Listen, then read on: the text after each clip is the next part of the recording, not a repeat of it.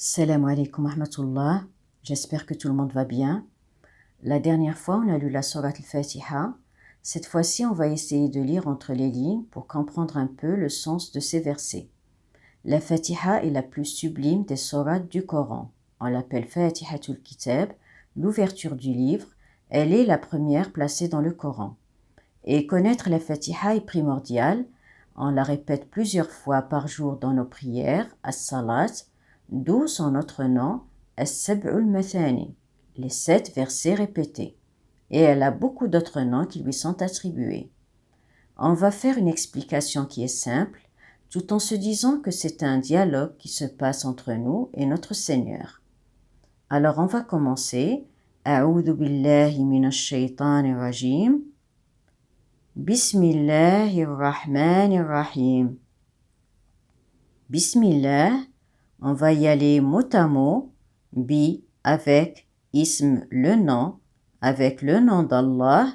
Allah, c'est le nom propre de la royauté et la majesté d'Allah subhanahu wa ta'ala. Allah, ismul jalala. Donc, Bismillah, avec le nom d'Allah, au nom d'Allah, Ar-Rahman Ar-Rahim. Viennent ensuite 2 noms qui décrivent Allah.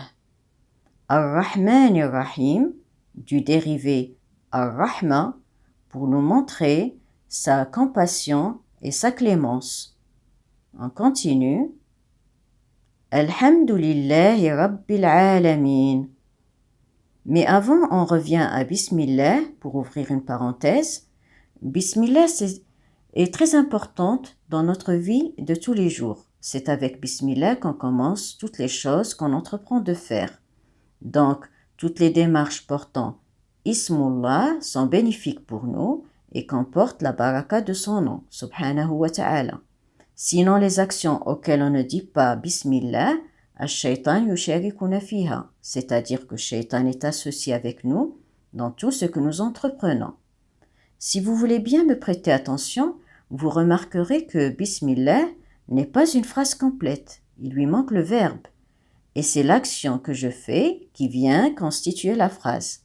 Comme pour dire par exemple Bismillah, je m'assois, ou Bismillah, je sors, ou comme ici, Bismillah, je lis, c'est dire que c'est avec l'aide d'Allah que je peux lire. C'est grâce à lui que j'accomplis cette action. Donc, le fait d'ajouter l'action à Bismillah accomplit la phrase. Voilà, c'était juste un rappel mis entre parenthèses. On continue. Alhamdulillahi Rabbil Alamin. Alhamdulillah. Ici, on fait l'éloge à Allah à qui revient Alhamd, cette qualité qui lui est propre. Alhamd qui est la gratitude et la générosité. Mais aussi, Alhamdulillah, on le remercie et on lui est reconnaissant pour cette gratitude et générosité dont il nous comble de façon continue et qui lui est facile de nous donner sans même qu'on lui demande et qu'on le mérite ou pas. Donc, Alhamdulillah est une éloge plus générale que le remerciement et qui nous permet de remercier la majesté et la royauté d'Allah comme il se doit. Rabbil Alamin, le Seigneur de l'univers. Al-Alamin, c'est le pluriel de l'Alam, qui veut dire le monde. Ici, l'Alamin est au pluriel, les mondes. Allah se décrit comme étant le Seigneur de toutes les créatures qui se trouvent dans les mondes. Ils sont au pluriel Al-Alamin pour désigner qu'il y en a plusieurs. Le monde des insectes, le monde des étoiles, le monde des océans, et il y en a tellement qu'on ne peut les énumérer. Rabbi, ce petit mot, veut dire le maître, comme Rabb al-Usra, le maître de la famille. Rabbi vient confirmer que toutes ces créations ne reviennent qu'à Allah, Rabbil Alamin, le maître des mondes. Mais non seulement il a créé toutes ces créatures que nous connaissons et que nous ne connaissons pas, mais aussi il veille à chacune d'elles pour subvenir à ses besoins, et ceci d'une façon continue. Ar-Rahman Ar-Rahim. Dans ce verset, reviennent les deux noms d'Allah, Ar-Rahman et Rahim, comme pour insister sur Rahmatih, sur sa tendresse et sur l'amour qu'il porte pour nous. Et pour mesurer la rahma d'Allah, c'est que Allahu arhamu bina min al-ummi biwaladiha. Allah porte à notre égard une attention et un amour plus intense que celui qu'une mère porte pour son bébé.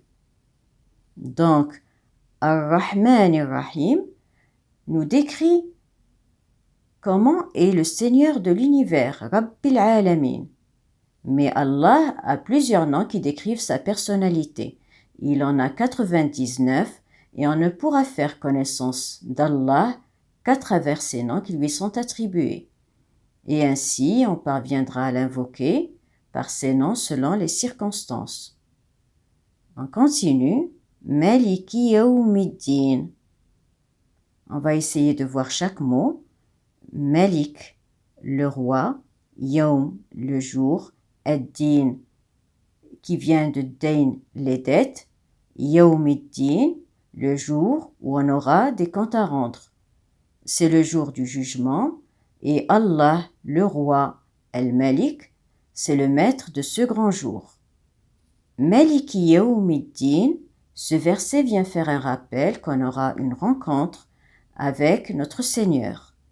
Et chacun de nous viendra présenter son travail entre les mains du Malik, à qui revient le règne et qui détient tous les pouvoirs. Donc notre vie ne s'arrête pas dans ce monde, mais tout ce qu'on fait ici est relié à ce jour. Quand on se met à l'évidence qu'on aurait dû œuvrer pour se préparer à ce grand jour où tout est jugé au moindre détail, on se dit que, heureusement, notre Seigneur, il est Ar-Rahman Ar-Rahim, qui se trouve au verset précédent. On remarque que Rahman Ar-Rahim, Ar-Rahman Ar-Rahim vient juste avant l'annonce de ce grand jour, comme pour nous dire « Ne vous en faites pas, je suis Ar-Rahman Ar-Rahim », ce qui va nous faire venir au verset suivant pour dire avec conviction et une grande foi « Ce n'est que toi seul que nous adorons, Iyyaka na'budu » et ce n'est qu'auprès de toi seul que nous implorons de l'aide, Wa Iyyaka nasta'in.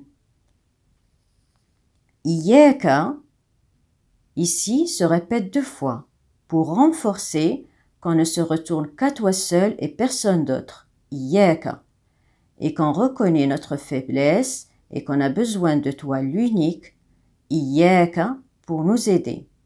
Nasta'in. Quand on dit ces paroles, on les dit avec foi, bi-iman, et Allah sait qu'on est sincère et qu'on s'est remis à lui pour nous aider. Il va nous répondre Wali abdi ma sa'al. Il va alors nous donner l'invocation la plus complète, ce doua qui conduit à notre bonheur dans les 2 mondes, qui est Ihdina as-sirat al-mustaqim. Ihdina, guide-nous, as-sirat, le chemin, al-mustaqim, le droit. Dans cette invocation, ce doua, on demande à notre Seigneur de nous guider sur le droit chemin. Et le chemin qu'on va emprunter est celui qui va le satisfaire et nous rapprocher de lui. Et le verset suivant va définir ce chemin. Sirat alladhina an'amta alayhim, ghayril maghdubi alayhim, waladdallin. Donc, Sirat alladhina an'amta alayhim. Ici, on demande d'être guidé sur le chemin alladhina, de ceux, alladhina an'amta alayhim, de ceux que tu as comblés de tes bienfaits.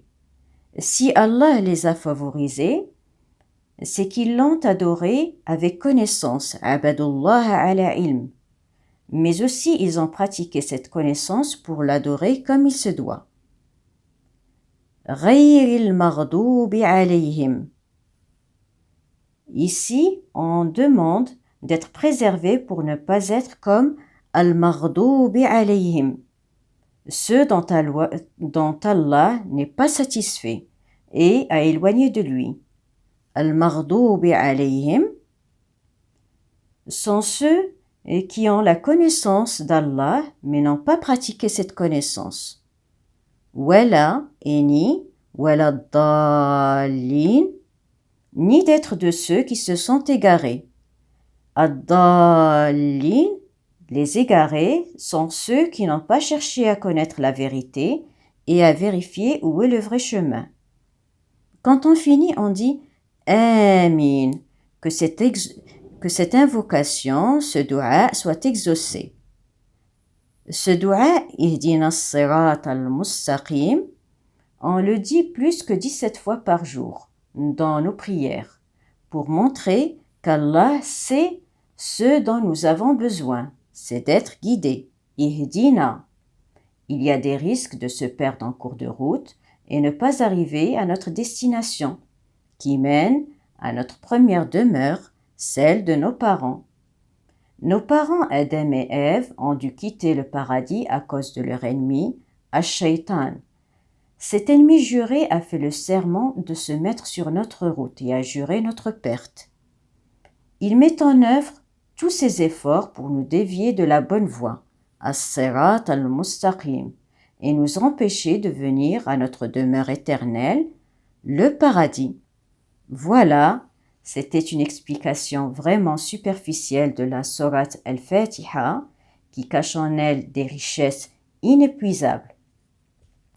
La Fatiha, c'était une bonne nouvelle pour notre bien-aimé prophète Muhammad sallallahu alayhi wa sallam.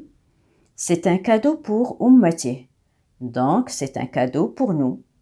Sur ce, à bientôt. Wadda'tukum fi yadillah.